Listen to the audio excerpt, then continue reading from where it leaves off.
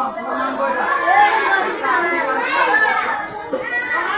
ছেলেটার নাম একটা আশিক আর একটা নাম আশিকুর রহমান। বুঝলাম, বসো, মাশাআল্লাহ। এদের নাম জজম বা সাকিন। কেউ জজম বলে, কেউ সাকিন বলে, অর্থাৎ দুটোই ঠিক। কয়টা ঠিক করেন তো? দুইটা।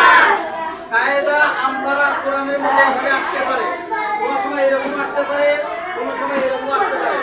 সবাই দেখেন, বলেন আলিফে, এই লাইনটা বলবো, আলিফে, মাঝের লাইনটা আলিফে, এই লাইনটা আলিফে, সবাই একসাথে আলিফে, জবর, জের, পেশ, জজম বা সাকিন থাকিলে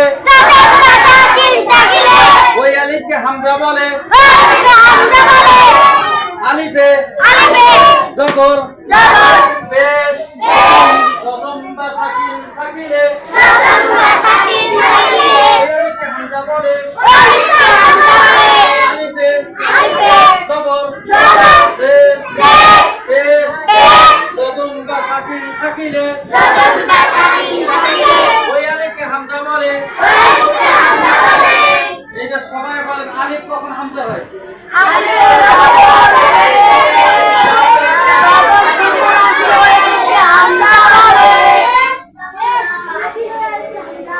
মাশাআল্লাহ, ওই আলিফকে হামজা বলে। আমরা হামজা কিন্তু অলরেডি বুঝতে পারছি। এইবার আসেন,